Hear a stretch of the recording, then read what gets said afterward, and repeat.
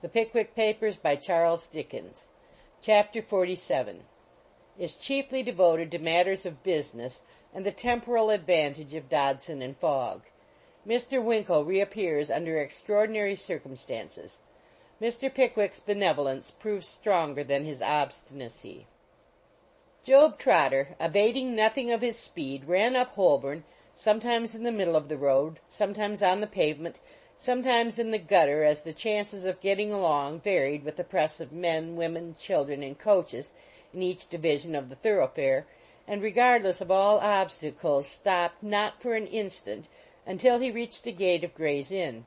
Notwithstanding all the expedition he had used, however, the gate had been closed a good half hour when he reached it, and by the time he had discovered Mr. Perker's laundress, who lived with a married daughter, who had bestowed her hand upon a non-resident waiter, who occupied the one pair of some number in some street closely adjoining to some brewery somewhere behind Gray's Inn Lane, it was within 15 minutes of closing the prison for the night. Mr. Loudon had still to be ferreted out from the back parlor of the Magpie and Stump, and Job had scarcely accomplished this object and communicated Sam Weller's message when the clock struck 10. "There," said Loudon, "it's too late now. You can't get in to-night. You've got the key of the street, my friend." "Never mind me," replied Job. "I can sleep anywhere. But won't it be better to see Mr. Perker to-night, so that we may be there the first thing in the morning?" "Why," responded Loudon, after a little consideration, "if it was in anybody else's case, Perker wouldn't be best pleased at my going up to his house. But as it's Mr. Pickwick's, I think I may venture to take a cab and charge it to the office." Deciding on this line of conduct, Mr. Loudon took up his hat, and begging the assembled company to appoint a deputy chairman during his temporary absence, led the way to the nearest coach-stand. Summoning the cab of most promising appearance, he directed the driver to repair to Montague Place, Russell Square. Mr. Perker had had a dinner party that day, as was testified by the appearance of lights in the drawing-room windows, the sound of an improved grand piano, and an improvable cabinet voice issuing therefrom, and a rather overpowering smell of meat which pervaded the steps and entry.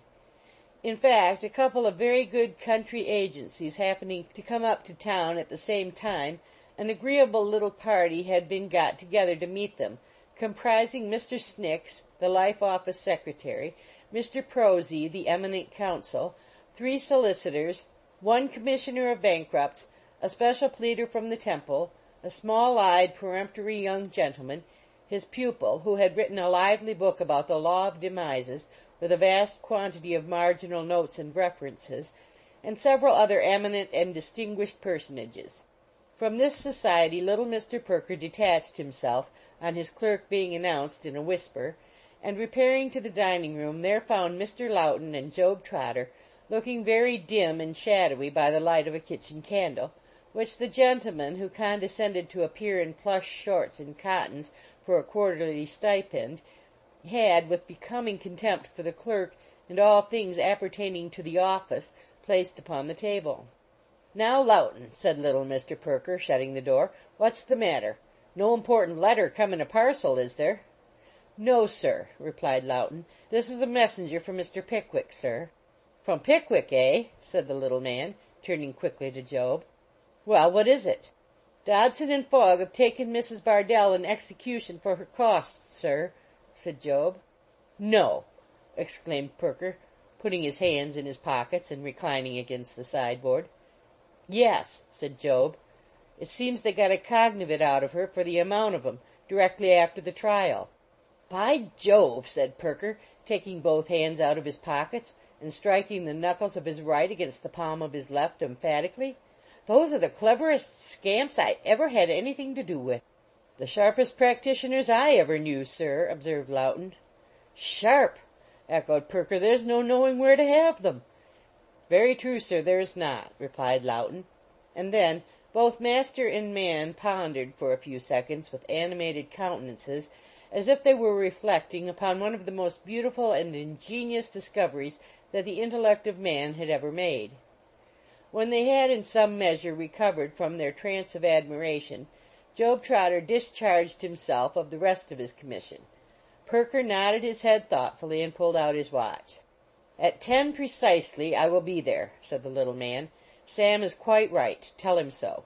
Will you take a glass of wine, Lowten?" "No, thank you, sir."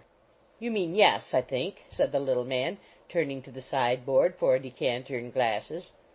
As Lowten did mean yes, he said no more on the subject, but inquired of Job, in an audible whisper, whether the portrait of Perker, which hung opposite the fireplace, wasn't a wonderful likeness, to which Job of course replied that it was. The wine being by this time poured out, Lowten drank to Mrs. Perker and the children, and Job to Perker. The gentleman in the plush shorts and cottons, considering it no part of his duty to show the people from the office out, consistently declined to answer the bell, and they showed themselves out. The attorney betook himself to his drawing-room, the clerk to the Magpie and Stump, and Job to Covent Garden Market to spend the night in a vegetable basket. Punctually at the appointed hour next morning, the good-humored little attorney tapped at Mr. Pickwick's door, which was opened with great alacrity by Sam Weller. "Mr. Perker, sir," said Sam, announcing the visitor to Mr. Pickwick, who was sitting at the window in a thoughtful attitude. "Wery glad you've looked in accidentally, sir. I rather think the governor wants to have a word and a half with you, sir." Perker bestowed a look of intelligence on Sam, intimating that he understood he was not to say he had been sent for, and beckoning him to approach, whispered briefly in his ear. "You don't mean that 'ere, sir," said Sam, starting back in excessive surprise. Perker nodded and smiled.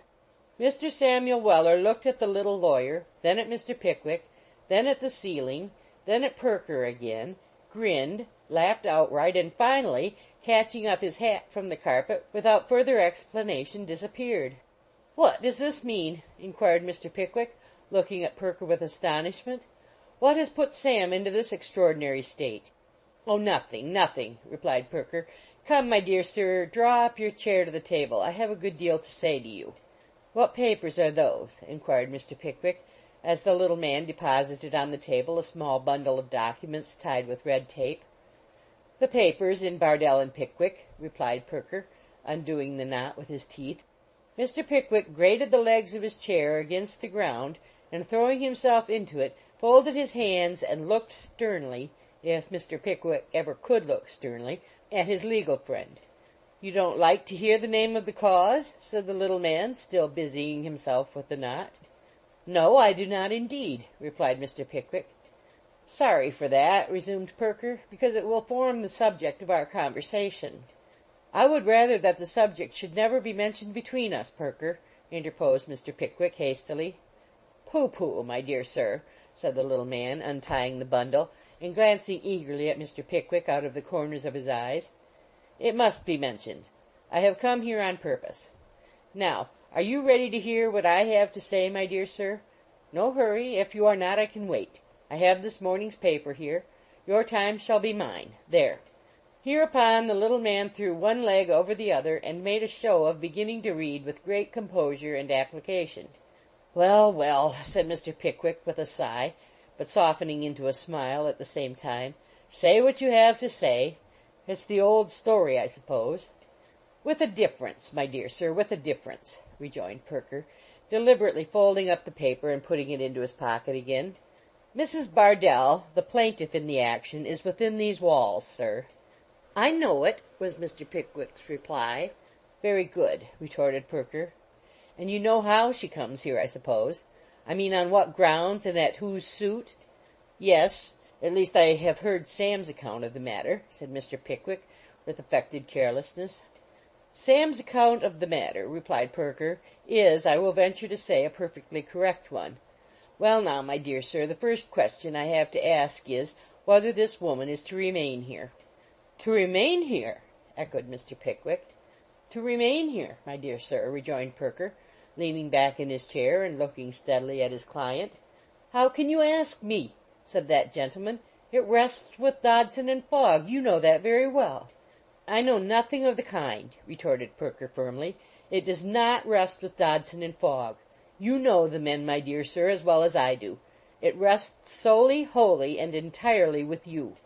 "With me!" ejaculated Mr. Pickwick, rising nervously from his chair and reseating himself directly afterwards. The little man gave a double knock on the lid of his snuff-box, opened it, took a great pinch, shut it up again, and repeated the words, "With you." "I say, my dear sir," resumed the little man, who seemed to gather confidence from the snuff, "I say that her speedy liberation or perpetual imprisonment rests with you, and with you alone. Hear me out, my dear sir, if you please, and do not be so very energetic, for it will only put you into a perspiration and do no good whatever. I say," continued Perker, checking off each position on a different finger as he laid it down, "I say that nobody but you can rescue her from this den of wretchedness, and that you can only do that by paying the costs of this suit, both of plaintiff and defendant, into the hands of these Freeman Court sharks. Now pray be quiet, my dear sir." Mr. Pickwick, whose face had been undergoing most surprising changes during this speech, and was evidently on the verge of a strong burst of indignation, calmed his wrath as well as he could. Perker, strengthening his argumentative powers with another pinch of snuff, proceeded. "I have seen the woman this morning. By paying the costs, you can obtain a full release and discharge from the damages.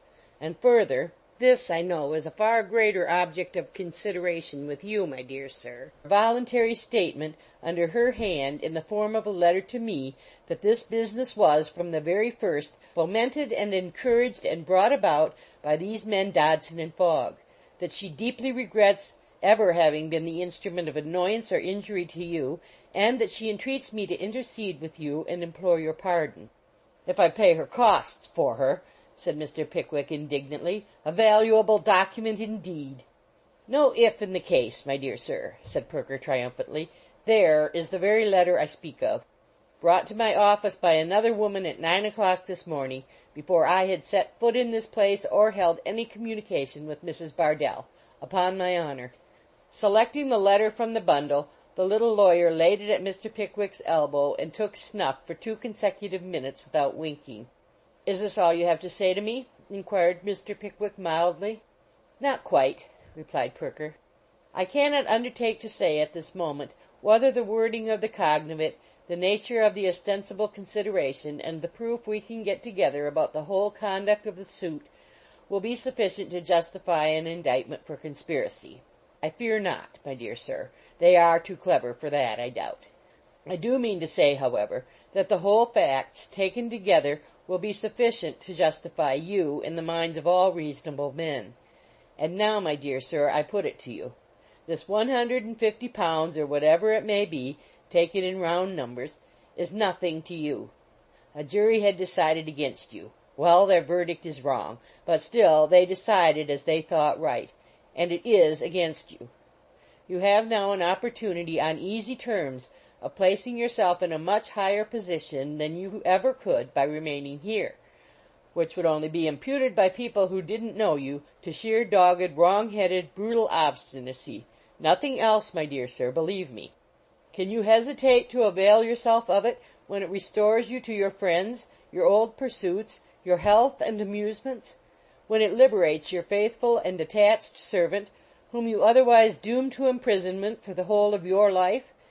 And above all, when it enables you to take the very magnanimous revenge, which I know, my dear sir, is one after your own heart, of releasing this woman from a scene of misery and debauchery to which no man should ever be consigned, if I had my will, but the infliction of which on any woman is even more frightful and barbarous.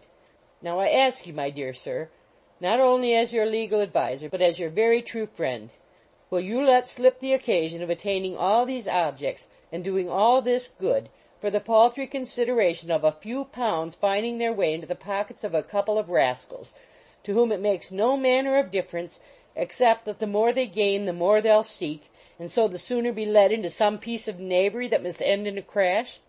I have put these considerations to you, my dear sir, very feebly and imperfectly, but I ask you to think of them. Turn them over in your mind as long as you please. I wait here most patiently for your answer."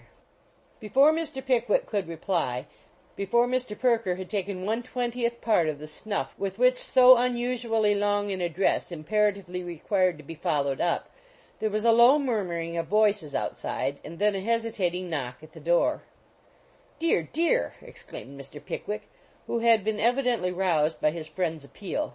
"What an annoyance that door is! Who is that?" "Me, sir," replied Sam Weller, putting in his head. "I can't speak to you just now, Sam," said Mr. Pickwick. "I am engaged at this moment, Sam." "Beg your pardon, sir," rejoined Mr. Weller, "but here's a lady here, sir, as says she's something wery particular to disclose." "I can't see any lady," replied Mr. Pickwick, whose mind was filled with visions of Mrs. Bardell. "I wouldn't make too sure o' that, sir," urged Mr. Weller, shaking his head. "If you knowed who was near, sir, I rayther think you'd change your note, as the hawk remarked to himself with a cheerful laugh than he heerd the robin redbreast a singin' round the corner." "Who is it?" inquired Mr. Pickwick. "Will you see her, sir?" asked Mr. Weller, holding the door in his hand as if he had some curious live animal on the other side. "I suppose I must," said Mr. Pickwick, looking at Perker. "Well, then, all in to begin!" cried Sam. "Sound the gong, draw up the curtain, and enter the two conspirators." As Sam Weller spoke he threw the door open, and there rushed tumultuously into the room Mr. Nathaniel Winkle, leading after him by the hand the identical young lady who at Dingley Dell had worn the boots with the fur round the tops, and who, now a very pleasing compound of blushes and confusion and lilac silk and a smart bonnet and a rich lace veil, looked prettier than ever. "Miss Arabella Allen!" exclaimed Mr. Pickwick, rising from his chair. "No," replied Mr. Winkle, dropping on his knees. "Mrs. Winkle. Pardon, my dear friend, pardon." Mr. Pickwick could scarcely believe the evidence of his senses, and perhaps would not have done so but for the corroborative testimony afforded by the smiling countenance of Perker and the bodily presence, in the background, of Sam and the pretty housemaid, who appeared to contemplate the proceedings with the liveliest satisfaction. "Oh, Mr. Pickwick," said Arabella in a low voice, as if alarmed at the silence, "can you forgive my imprudence?" Mr. Pickwick returned no verbal response to this appeal, but he took off his spectacles in great haste, and seizing both the young lady's hands in his, kissed her a great number of times, perhaps a greater number than was absolutely necessary, and then, still retaining one of her hands, told Mr. Winkle he was an audacious young dog, and bade him get up. This Mr. Winkle, who had been for some seconds scratching his nose with the brim of his hat in a penitent manner, did.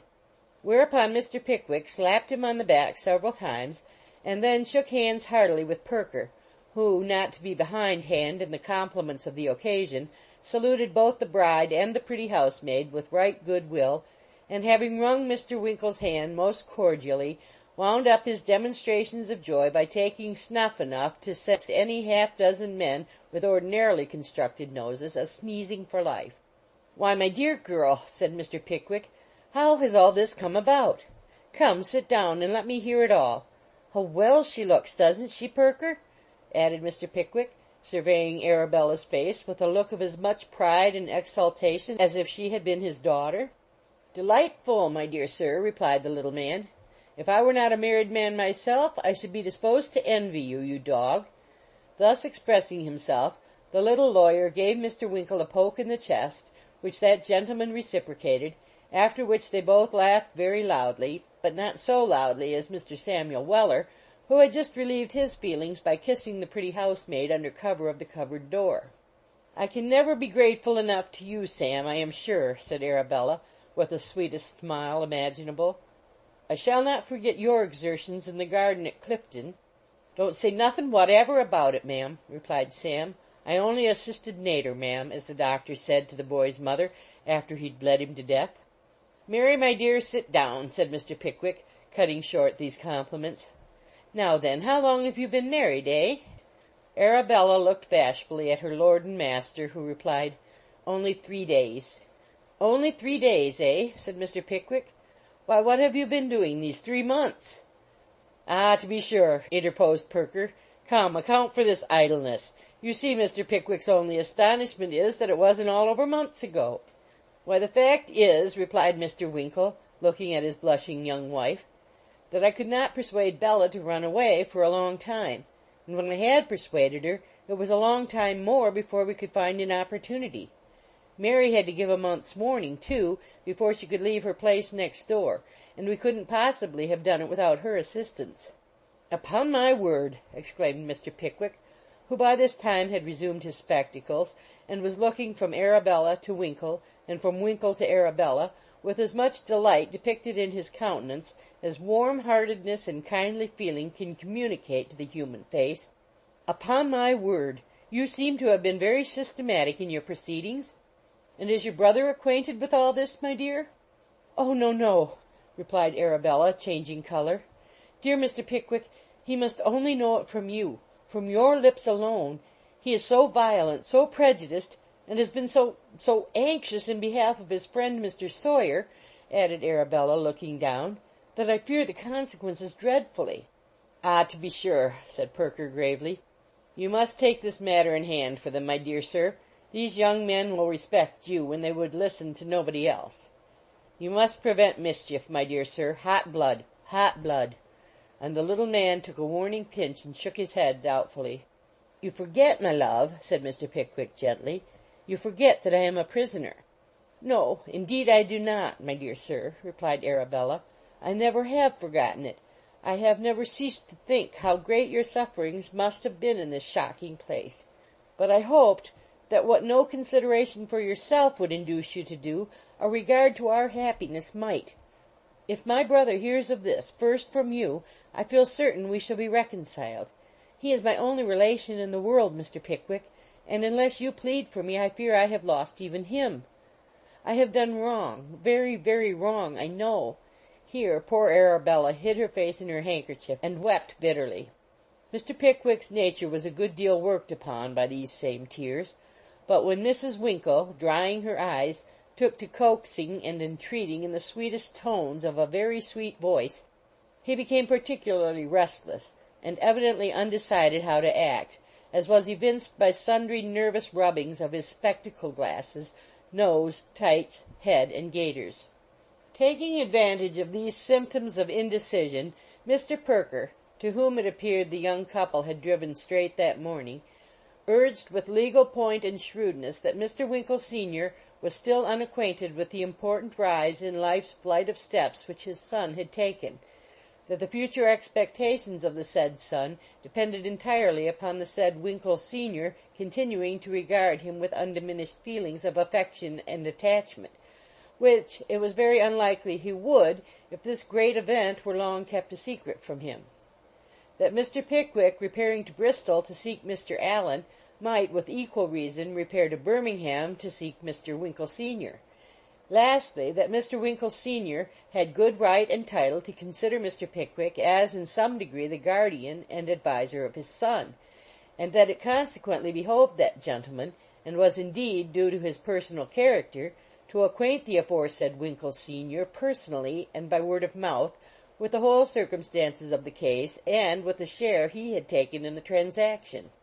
Mr. Tupman and Mr. Snodgrass arrived most opportunely in this stage of the pleadings, and as it was necessary to explain to them all that had occurred, together with the various reasons pro and con, the whole of the arguments were gone over again, after which everybody urged every argument in his own way and at his own length, and at last Mr. Pickwick fairly argued and remonstrated out of all his resolutions, and being in imminent danger of being argued and remonstrated out of his wits, caught Arabella in his arms, and declaring that she was a very amiable creature, and that he didn't know how it was, but he had always been very fond of her from the first, said he could never find it in his heart to stand in the way of young people's happiness, and they might do with him as they pleased.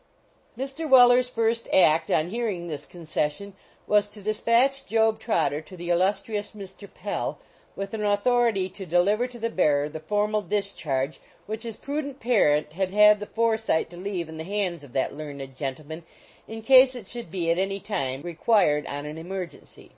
His next proceeding was, to invest his whole stock of ready money in the purchase of 25 gallons of mild porter, which he himself dispensed on the racket ground to everybody who would partake of it. This done, he hurrahed in divers parts of the building until he lost his voice, and then quietly relapsed into his usual collected and philosophical condition. At 3 o'clock that afternoon, Mr. Pickwick took a last look at his little room, and made his way, as well as he could, through the throng of debtors who pressed eagerly forward to shake him by the hand, until he reached the lodge steps. He turned here to look about him, and his eye lightened as he did so. In all the crowd of wan, emaciated faces he saw not one which was not happier for his sympathy and charity. "Perker," said Mr. Pickwick, beckoning one young man towards him, "this is Mr. Jingle, whom I spoke to you about." "Very good, my dear sir," replied Perker, looking hard at Jingle. "You will see me again, young man, to-morrow. I hope you may live to remember and feel deeply what I shall have to communicate, sir." Jingle bowed respectfully, trembled very much as he took Mr. Pickwick's proffered hand, and withdrew. "Job, you know, I think," said Mr. Pickwick, presenting that gentleman. "I know the rascal," replied Perker good-humoredly. "See after your friend, and be in the way to-morrow at 1, do you hear? Now, is there anything more?" "Nothing," rejoined Mr. Pickwick. "You have delivered the little parcel I gave you for your old landlord, Sam?" "I have, sir," replied Sam. "He bust out a-cryin', sir, and said you was wery generous and thoughtful, and he only wished you could have him inoculated for a gallopin' consumption, for his old friend as had lived here so long was dead, and he'd know wheres to look for another." Poor fellow, said Mr. Pickwick. "God bless you, my friends." As Mr. Pickwick uttered this adieu, the crowd raised a loud shout. Many among them were pressing forward to shake him by the hand again, when he drew his arm through Perker's, and hurried from the prison, far more sad and melancholy for the moment than when he had first entered it. Alas, how many sad and unhappy beings had he left behind! A happy evening was that for at least one party in the George and Vulture, and light and cheerful were two of the hearts that emerged from its hospitable door next morning. The owners thereof were Mr. Pickwick and Sam Weller, the former of whom was speedily deposited inside a comfortable post coach with a little dickey behind, in which the latter mounted with great agility. "Sir," called out Mr. Weller to his master. "Well, Sam?" replied Mr. Pickwick, thrusting his head out of the window. "I wish them horses had been 3 months and better in the fleet, sir." "Why, Sam?" inquired Mr. Pickwick. "Why, sir," exclaimed Mr. Weller, rubbing his hands, "how they would go if they had been." Chapter 47